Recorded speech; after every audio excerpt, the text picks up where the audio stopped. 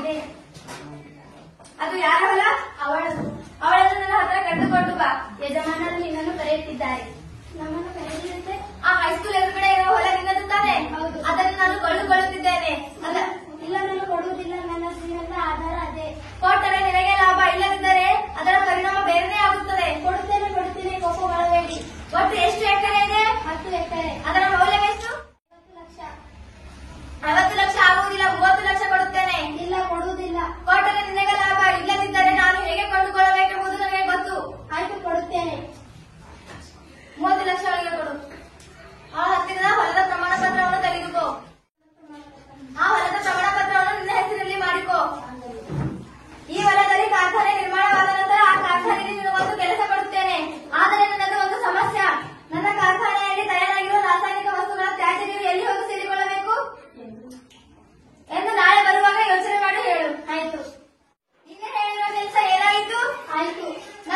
ನನ್ನ ಕಾರ್ಖಾನೆಯಲ್ಲಿ ತಯಾರಾಗಿರುವ ತ್ಯಾಜ್ಯ ನೀರು ಎಲ್ಲಿ ಹೋಗಬೇಕು? ನಿಮ್ಮ ಕಾರ್ಖಾನೆಯಲ್ಲಿ ತ್ಯಾಜ್ಯ ನೀರು ಈ ಪೈಪ್ ಮೂಲಕ ಆ ಕೆರೆಯಲ್ಲಿ ಹೋಗಿ ಸೇರುತ್ತವೆ. ಆಯ್ತು, ಬೇಷ್. ಆ ಮರಗಳನ್ನು ಕಡೆದು ಆ ಜಾಗವನ್ನು ಹಸನು ಮಾಡು. ಅಯ್ಯಯ್ಯೋ, ನೀನು ಗಿಡ ಆ ಗಿಡ ಕಡಿಬೇಡ ಎನ್ನುವುದಕ್ಕೆ ನೀನಾರು? ನಾನು ಸರ್ಕಾರದಿಂದ ಗಿಡ ಕಡಿಯುವುದಕ್ಕೆ ಪ್ರಮಾಣ ಪತ್ರ ತಂದಿದ್ದೇನೆ. ಅಯ್ಯಯ್ಯೋ, ಗಿಡಗಳ ಮಾರಣದ ಹೋಮ ನಡೆಯುತ್ತಿದೆ. ನೀನು ಮರಗಳನ್ನು ಕಡಿ.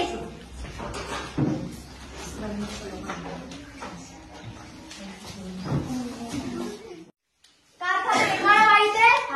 ಈ ಕಾರ್ಖಾನೆಯಲ್ಲಿ ನಿಮಗೆ ನಾನು ಒಂದು ಉದ್ಯೋಗ ಕೊಡುತ್ತೇನೆ. ಅಯ್ಯೋ, ಈ ನೀರು ನಮ್ಮ ಕೆರೆಯ ನೀರೇ.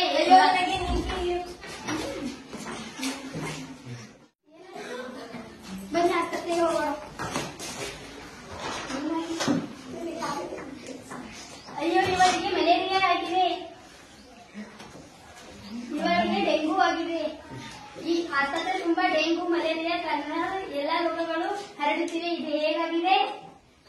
ಅಯ್ಯೋ, ಡಾಕ್ಟರ್, ನಿನ್ನೆ ನಮ್ಮ ಊರಿನಲ್ಲಿ ಒಂದು ಹೊಸ ಕಾರ್ಖಾನೆ ಇದೆ. ಆ ಕಾರ್ಖಾನೆಯ ತ್ಯಾಜ್ಯ ನೀರನ್ನು ನಮ್ಮ ಕೆರೆಗೆ ಸೇರಿ ಕೆರೆಯ ನೀರು ನಳಕ್ಕೆ ಬಂದು ಅದನ್ನು ಸೇರಿಸುವುದರಿಂದ ಹಲವಾರು ಅನೇಕ ರೋಗಗಳನ್ನು ಬರುತ್ತಿವೆ. ಬನ್ನಿ, ಕಾರ್ಖಾನೆಯ ಯಜಮಾನರಿಗೆ ಕೇಳೋಣ. ಮುಚ್ಚಿಸಿ ಕಾರ್ಖಾನೆ ಮುಚ್ಚಿಸಿ. ಯಾಕೆ? ಕಾರ್ಖಾನೆ ನಾವೇಕೆ ಮುಚ್ಚಿಸಬೇಕು? ನಿಮ್ಮ ಕಾರ್ಖಾನೆಯಲ್ಲಿ ತಯಾರಾಗುವ ತ್ಯಾಜ್ಯ ನೀರಿನ ನಿರ್ವಹಣೆ ಕೆರೆಗೆ ಸೇರಿ ಕೆರೆಯ ನೀರು ನಳದಲ್ಲಿ ಬಂದು ಜನರು ಅವು ನೀರು ಕುಡಿಯುವುದರಿಂದ ಜನರಿಗೆ ಹಲವಾರು ರೋಗ ಬರುತ್ತಿದೆ. ಆದ್ದರಿಂದ ನೀವು ಕಾರ್ಖಾನೆ ಮುಚ್ಚಿಸಬೇಕು. ಬೇಡ, ನಾನು ಕಾರ್ಖಾನೆಯನ್ನು ಮುಚ್ಚಿಸುತ್ತೇನೆ. ಅಯ್ಯೋ, ನಮ್ಮ